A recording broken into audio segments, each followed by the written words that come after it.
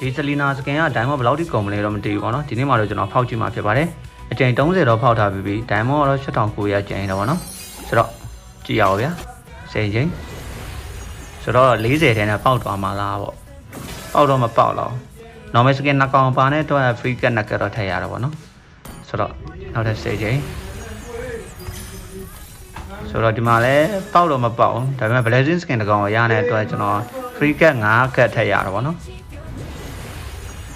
ပေါက်တော့ဗျာပေါက်တော့စောစောစီးလေးပေါက်တိုင်းကောင်းတယ်ကာကူရာ normal ကအများတန်းပါနေတာလားမသိဘူးဗျ normal တစ်ကောင်ပါရင်သူက free cut တစ်ကတ်ပေးတယ်ထင်တယ်နော်လောက်တော့ဗျာပေါက်တင်နေပြီတွေ့လားကာကူရာ normal ကပါလာပြန်တယ်ဗျာကာကူရာ normal ပါလာပြန်တယ်လို့ကာကူရာကြီးပဲပေးနေတာလားမသိဘူးဗျာစောစောစီးတော့မပေါက်ဒီကအချိန်120ထိလောက်တွားမယ်လို့ထင်တယ်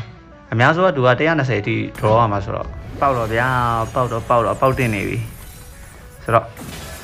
မပေါက်သေးဘူးဗျာဒီတစ်ခါတော့ free cut တော့မရတော့ကာကူရာ normal ကိုပြောလိုက်လို့လားမသိပေးတော့မပေးတော့ပြောတော့ပါဦးဗျာငါပဲမားတာပါမင်းပြောမိတာလေပြောလိုက်လို့လားမသိ free cut တစ်ခါရမနေရမရတော့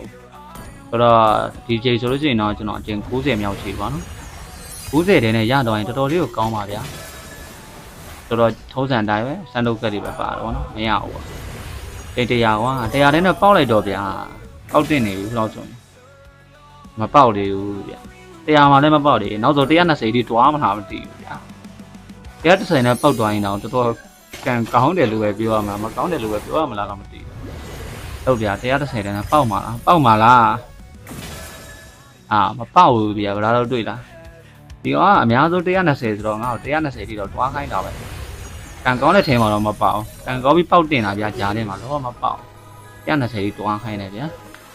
ဆလီနာစကင်ကတော်တော်လေးကိုတော့လာနေထင်းမှာတော့ပါတယ်ဗျာအရင်ယူမိုက်တယ်ဗျာကြည့်လက်ရတယ်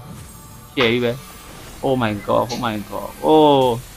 အောင်ပြောင်းသွားတာကြီးကသပင်ကြီးရရှိုးဗျာတော်တော်လေးကိုမိုက်တယ်စွတ်ပေါင်းဒိုင်မွန်ကတော့9000ကျော်ဝန်းကျင်လောက်တော့ကုန်သွားတယ်ဗျာ